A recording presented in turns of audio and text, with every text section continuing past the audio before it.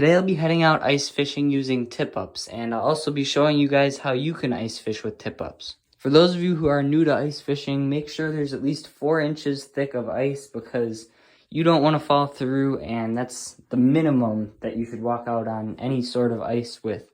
The first tool you're going to need is an auger, and this is just to make a hole in the ice so you can put the tip-ups in, and that's ultimately where you're going to be getting the fish through and fishing through.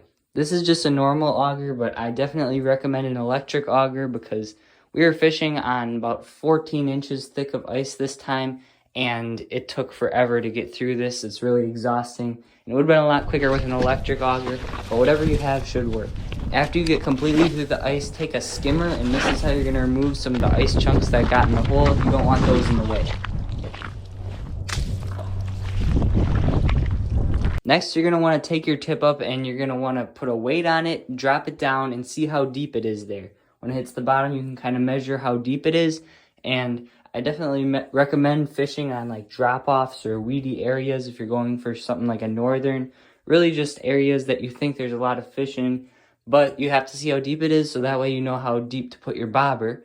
So after you figure out how deep it is and you figure out how deep you want to fish, you put the bobber on where you want it, and then you can put your minnows on or whatever bait you're using. In our case, we're going for northern, so we use some medium-sized shiners, and that should work plenty fine. If you have a different bait that you like to use, you can use that, but this is what we're using. It's probably the most common bait. If you are fishing with some sort of minnow, I recommend hooking it through the back, so that way, you know, the back strap isn't going to kill it, and if you hook through the head or some sort of body part that's going to kill it, that's not good because you want it to be moving around while it's down there.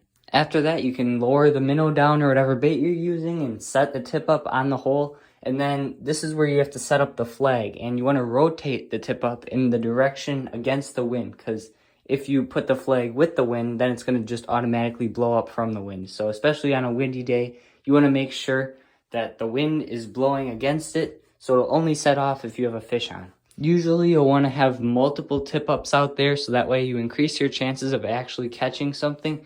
And for our case, you can legally have 3 tip-ups per person. So we had 3 people out there, so we put out 9 tip-ups. Our day was pretty boring. We weren't really in a very good spot for ice fishing, but we did get a little bit of action, and I'll show you guys the clip of that right now. Fish on, fish on.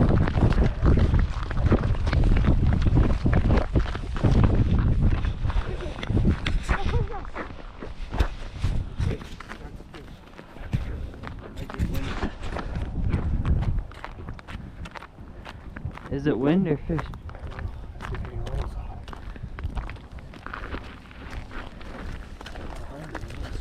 What?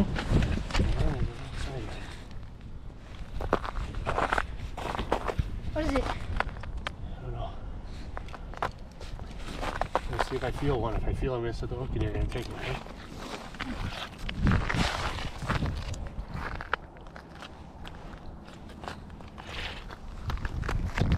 No?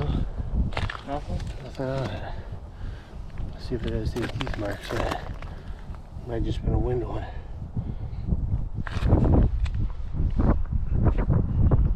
He's got a little bite on his head or no?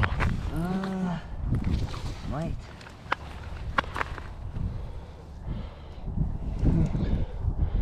Not sure. Probably just the wind then, right? Yeah, so that's what I put in.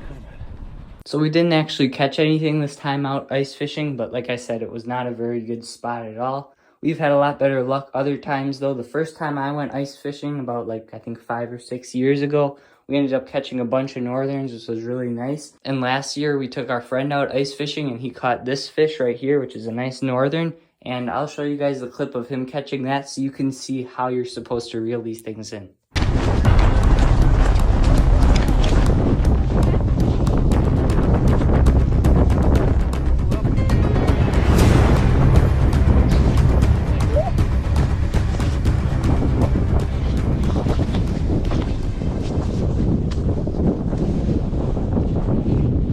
When you're fighting a powerful fish like a northern or bass, you want to make sure that you don't let the line scrape against the ice because if it does this, it'll often cut the line and then you'll lose the fish. And when you get it up to the top right beneath the ice, you want to make sure you pull it up head first because if you pull it up by the body and it's long like a northern, and it can't really fit through the hole, and that can often break the line as well. I was hoping I'd have some footage to show of me catching a nice big northern or bass or something like that, but it didn't work out this time, and that's fine. I hope you guys learned something about the tip-ups and how to use them.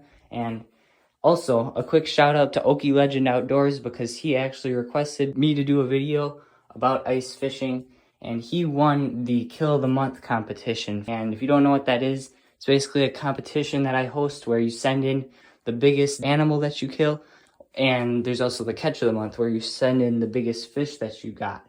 And you send in those pictures, and there's one winner per month, and whoever has the most wins by the end of the year ends up winning it all, and they get to choose a video, and they get a shout out in the video, just like how Okie Legend Outdoors is. I'll tag him, put him in the description, I'll pin his comment, and make sure to check out his channel. And if you want a chance to win yourself for this next year, no one's won yet, no one submitted for January, so you have a pretty good chance. Send in some fish that you caught in the month of February, or whatever month you're watching this. But anyways, that's going to be it for this video, and if you want to check out that ice fishing video where we actually did catch something, then click on the video on the left-hand side of your screen, or click on the right-hand side of your screen for the video that YouTube recommends for you. But anyways, thanks for watching.